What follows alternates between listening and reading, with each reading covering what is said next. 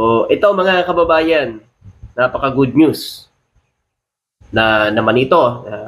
Iiyak na naman ho ang mga DDS dito, mga kababayan, dahil biruin nyo, 6 na taon yung tatay nilang karton, hindi man lang ito nagawa na ipaayos ang EDSA. Yung sinasabihan nilang weak leader at walang ginagawa, ito pa yung nagpaayos. 3 taon pa lang Pangulo natin, Yung tatay nilang karton, 6 years, hindi man lang ito ginawa. Ngayon, si BBM pa ang weak leader na ipinagawa ito, ang EDSA, mga kababayan. Napaka-good news, lalo-lalo na sa mga commuters, sa ating mga kababayan na dumadaan sa EDSA, na alam naman natin kung anong sitwasyon dyan sa EDSA, lubak-lubak. So ito na ho mga kababayan, nuksan na ng Department of Public Works and Highway ang naisaayos na bahagi ng EDSA busway. Partikular ang southbound mula Taft Avenue hanggang Orense at northbound mula Magallanes Avenue hanggang Orense sa Makati. Nako, ayaw nila yan. Pre, magagalit na naman sila. Kasi bakit pinaayos ni BBM ang lubak-lubak dyan sa EDSA? Di ba? Kasi mga kababayan, etong ginagawa ng presidente niya, pinapaayos yung mga proyekto. Galit ho mga didilis dyan. Bakit pinapaayos ni BBM? Okay. Biruin nyo nga yung Bocana Bridge. Nagalit din sila sa ating Pangulo. Bakit? Pinagawa noong 2023 at natapos sa loob ng 2 taon. Di ba? So ayaw nila ng mga proyekto dito sa Pilipinas na ginagawa ho ng ating Pangulong Bongbong Marcos. Ayaw nila. Doon sa mga details na yan. Di ba? Ito, panoorin muna natin to. Ito na yung sa EDSA, busway sa EDSA. Ayan, makikita nyo po. Yan. Dinalubak-lubak yan Nilalagyan na ng yan, guhit. Yung kulay puti. Alam nyo, mga kababayan, ayon po kasi bilang tugon sa utos ng Pangulo na pabilisin ang ginagawa sa EDSA rehabilitation, puspusan ang pag-ispalto sa natitirang bahagi ng busway, partikular na sa southbound mula sa Taft Avenue hanggang sa Rojas Boulevard at northbound mula Ross Boulevard hanggang Magallanes Avenue. Tinatapos na rin ang paglagay ng mga pavement marking simula January 5, schedule sa pagsasaayos ng EDSA mula 10 p.m. hanggang 4 p.m.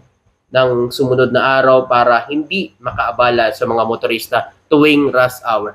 So mga kababayan, sa January 5, Lunes, ay uumpisahan na rin ang pagsasaayos ng EDSA mula alas 10 ng gabi hanggang alas 4 ng umaga. Siyempre, ganyang oras yung pagsasaayos para hindi po sa traffic. Lalo na yung mga kababayan natin na dumadaan sa EDSA, alam naman natin yan, na sobrang traffic dyan. So, mula lang alas 10 ng gabi hanggang alas 4 ng umaga ang paggawa sa EDSA, mga kababayan. Dahil kita nyo naman, sino ba dumadaan dyan sa EDSA, di ba? Di ba, napaka lubak-lubak sa EDSA, mga kababayan. Ang tagal na. Problema na yan dyan. Di ba? Dumaan na ang sinasabi nilang tatay nilang karton na magaling, hindi man lang pinaayos itong EDSA. Lubak-lubak. Ngayon na pinapaayos ni BBM, weak leader ang Pangulo. Weak leader si BBM kasi pinapaayos yung yung EDSA Diba? Na alam naman natin na matagal ng dyan, problema, lubak-lubak ang kalsada.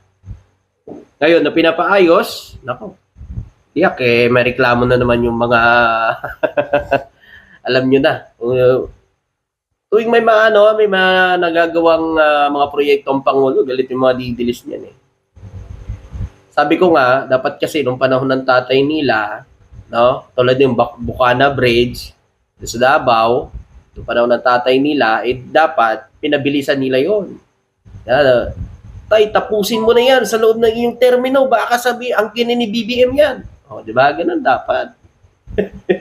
Di ba? Yan, dito naman tayo sa etong ayaw ng mga didilis na ginawa ng ating Pangulo.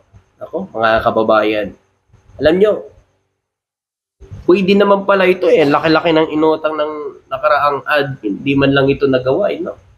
Itong zero balance billing. Ayan, sino na pang mga kababayan natin dyan na naka-avail na? No? Itong zero balance. Ito siguro ng Pangulo na talagang na-i-implement itong zero balance billing sa mga ospital, no, na ano po ng DOH. So hindi naman lahat na ospital pero ilan yun, nasa 60 plus na ospital po yung ano na ho ng zero balance billing, mga kababayan. Okay, ito, play muna natin. Totoo yan, zero balance billing. Kakaopera lang ng anak ko, 72K ang bill pero walang binayaran kahit piso.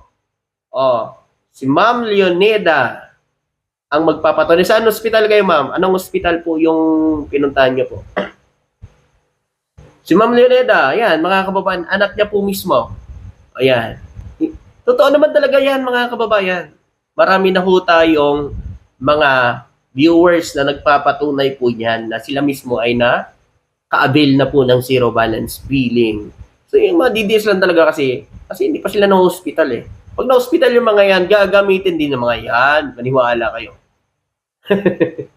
Bataan General Hospital. Yes, isa po yan, yung Bataan General Hospital. Thank you, Ma'am Leoneda. Ayan. Play muna natin to para makita nyo. Sinigurado ni Pangulong Marcos Jr. ang implementasyon ng zero balance policy sa lahat ng mga pasyenteng nakakonfine sa ward accommodation ng Department of Health Hospitals. Full coverage ng lahat ng medical procedures, operasyon, at mga medisina ang saklaw ng zero balance billing. Grabe, pati operation po, sakop ng zero balance billing, mga medisina. Oh, di ba? So siyempre ayaw nila yan. Siyempre mga DDS kasi ayaw naman talaga ng zero balance billing kasi marami silang pera eh. Sa salita lang. Pero kalaunan, pag nasa hospital naman, siyempre, mga kababayan, bibitaw ba ng mga pera yung mga yan? Ito pa, meron pa tayo dito. Ito. Para hindi na pumilang ng napakahaba at magpunta pa sa iba't ibang tanggapan ng gobyerno ng ating mga kababayan, inilapit na ng pamahalaan ang mga serbisyo nito sa mga tao. Binuksan ang bagong Pinas Eagle PH Servicio Hub at inilunsad ang Eagle PH Super App. Hatid dito ang mas mabilis, mas simple, at mas maayos na serbisyo publiko, mapapisikal o online man sa isang lugar na lamang. Yeah. Ako sa amin po, nagpapasalamat po ako dahil iisa na lang po ang dapat na puntahan. Naming mahirap na hindi na kami pupunta kung saan pang mga ahensya dahil nandito na po ang lahat ng ahensya ng gobyerno tulad ng CSO, DSWD, DOH, DOLE, ang Presidential Action Most talaga ay galing! Diba? Yan ang ayaw ng mga didiles kasi ang gusto talaga nila yung nahihirapan sila. Play natin to. Sa aspeto pa rin ng kalusugan ng bawat Pilipino, ginawas komprehensibo ng Philippine Health Insurance Corporation of PhilHealth ang primary care package nito para sa early detection. Dito sa PhilHealth, na sinasabi nilang ninakaw doon ng Pangulo. Alam nyo, mas lalong pinapaganda ni BBM ang serbisyo ng PhilHealth ngayon, mga kababayan. Mas lalo yung inaano ngayon ng PhilHealth, mga kababayan. Kaya, kung hospital kayo, talagang magagamit nyo ng maayos. At yung mga wala pang PhilHealth, mga kababayan, maka-avail pa rin. Diba? Yung hindi pa nakapag-rehistro sa mga PhilHealth, diba? Yung mga wala pang PhilHealth yan, ng mga kababayan natin, makakuha pa rin sila. Maka-avail pa rin sila ng serbisyo ng PhilHealth. Tuloy. care at essential outpatient services. Kabilang sa yaman ng kalusugan program o YAKA para malayo ang karagdagang laboratory test tulad ng cancer screening at mas maraming medisina. Unang-una, nagpapasalamat ako sa ating mahal na Presidente for launching this program and for prioritizing yung health system dito sa ating bansa. Thank you so much, Mr. President. Mas napala sa bayan ng Pilipinas, mas napalawak na yung healthcare system natin dito sa Pilipinas. Oh, di ba?